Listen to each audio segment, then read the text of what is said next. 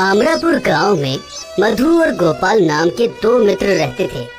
मधु बहुत ही कामचोर और आलसी था और गोपाल बहुत ही परिश्रमी था। वो अपना काम पूरी लगन से करता था। वो दोनों ही गांव के जमींदार मोहन चौधरी की जमीन पर काम करते थे। गोपाल काम करता था और मधु अपने बैल को बांधकर पेड़ के नीचे गमछा बिछाकर सोया रहता था। और जैसे ही सूर्य अस्त हो जाता, मधु अपने पूरे शरीर में मिट्टी लगाकर और बैल को भी मिट्टी लगाकर ले जाता था। वो जमींदार बाबू को दिखाता था कि उसने बहुत काम किया है और गोपाल खेतों का काम खत्म होने के बाद अपने बैल को अच्छे से नहलाकर खुद भी स्नान करके साफ सुथरा होकर घर वापस जाता था।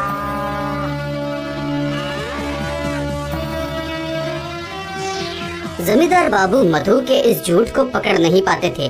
वो सोचते थे कि मधु बहुत ही परिश्रमी है और गोपाल बहुत ही कामचोर है।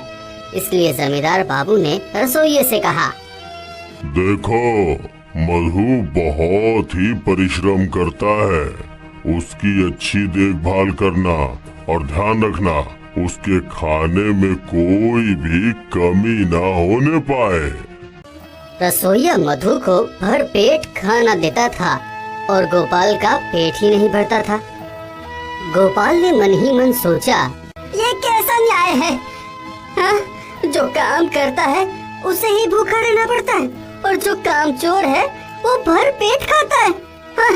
ये कैसा इंसाफ हुआ?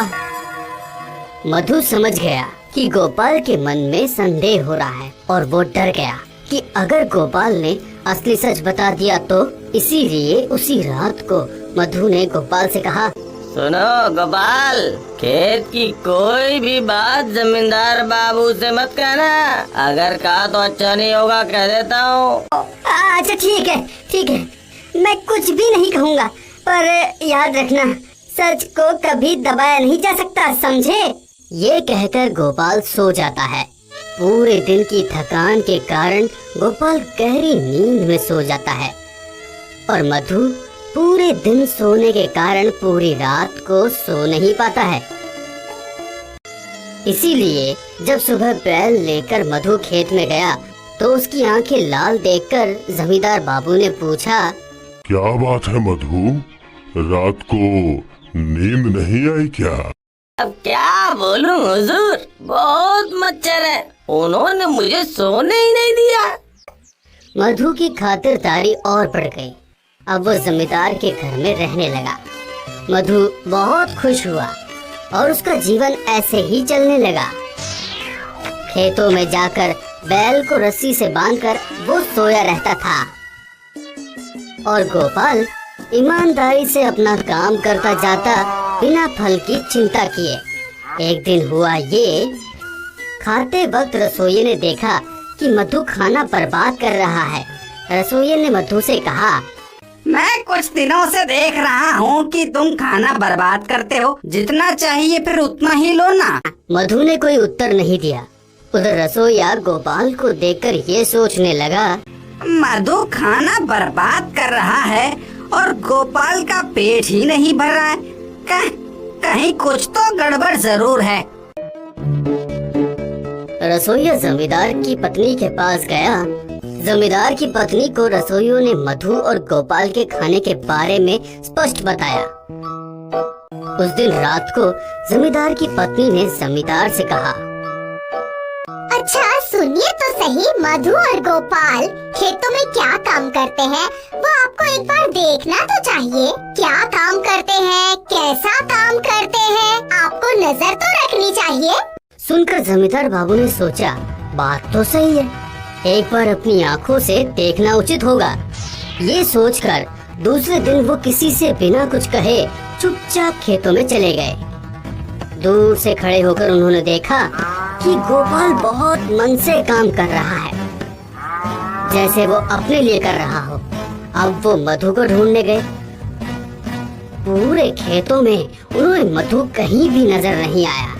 जमींदार मोहन चौधरी ये समझ गए कि मधु जरूर कहीं है और काम चोरी कर रहा है।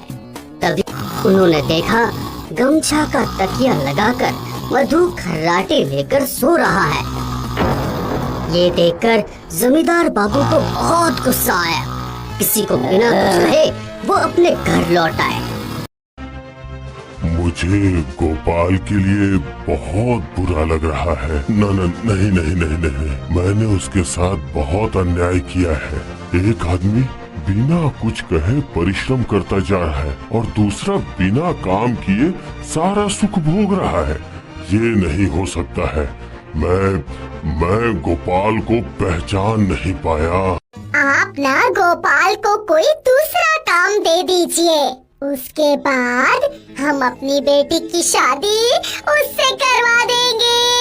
बेटी भी हमारी नजरों से दूर नहीं होगी, है ना? क्या कहते हैं आप? जमींदार की पत्नी की बात सुनकर जमींदार बाबू को बहुत अच्छा लगा। जमींदार बाबू ने सूर्य अस्त होने तक इंतजार किया। उसके बाद जब वो दोनों लौट आए तो जमींदार बाबू ने मधु को बुलाया। मधु, अभी मेरे कमरे में आओ, तुमसे कुछ बात करनी है मुझे। हुजूर, शरीर में मिट्टी लगी हुई है ना, मिट्टी साफ करके आता हूँ। पूरे दिन मिट्टी पसीना, पहले ने साफ तो कर लूँ। नहीं नहीं, इसी वक्त मेरे कमरे में आओ। आ गए? अभी तुम्हारा एक काम बाकी है। तुम गोपाल के पूरे शरीर में अच्छे से हल्दी तेल लगाकर उसे गर्म पानी से स्नान करवाकर साफ कपड़े पहनाकर इस कमरे में लेके आओगे, ठीक है?